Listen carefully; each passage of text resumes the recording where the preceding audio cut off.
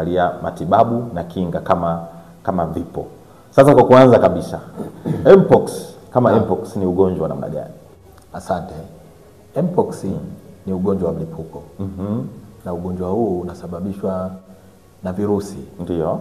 Ambavyo vinaitwa monkeypox. Monkeypox, okay. Na virusi hivi vinaweza vikamuathiri mwanadamu lakini pia wanyama. Okay. Kwa monkeypox wenyewe wanamuathiri binadamu lakini pia mnyama. Tunajifunza kwamba magonjwa ambayo yanatoka kwa wanyama kwenda kwa binadamu yanaitwa zoonotic diseases. Kwa hiyo Mpox ni moja ya magonjwa ambayo kwenye hilo kundi la zoonotic diseases. Na labda huyo virus ni virus wa namna gani? Huyo monkeypox virus. Okay.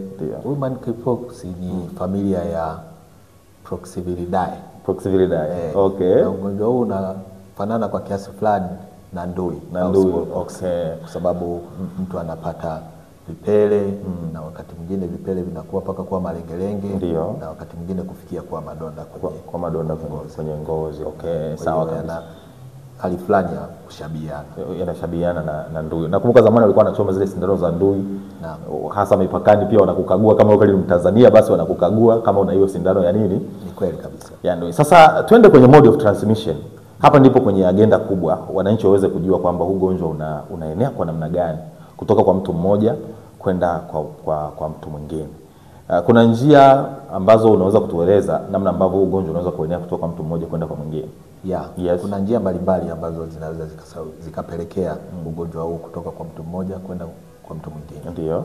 Njia ya kwanza ni kugusa majimaji ambayo yametoka kwa mgonjwa ambaye ameshaathirika na ugonjwa huu wa Mpox. Ndio. Lakini namba 2 ni kupitia majimaji yanayotoka kwenye mfumo wa upumuaji. Okay. Nasema kwa Kiingereza zile droplets. Okay. Ndipo mtu anapiga chafya ama anakohoa, anaweza akatoa zile splash. Okay. Kwa hiyo zile pia nazo zinaweza zikabeba hivyo virusi na mtu akaweza kuambukizwa kama hiyo. Okay. Lakini kingine ni kuweza kutumia vifaa mbalimbali ambavyo vimetumiwa na mgonjwa ambaye ameshaathirika na virusi vya Mpox. Mfano magodoro, mashuka, visu, kama ni kitasa ameshika. Kwa hiyo inaweza ikasababisha.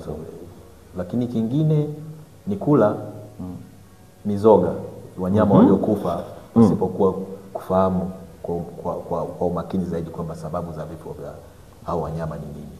Okay, hasa ni wanyama wepi sasa? Hawa ni hawa wa porini au wale wa kufugwa? Wanyama pori.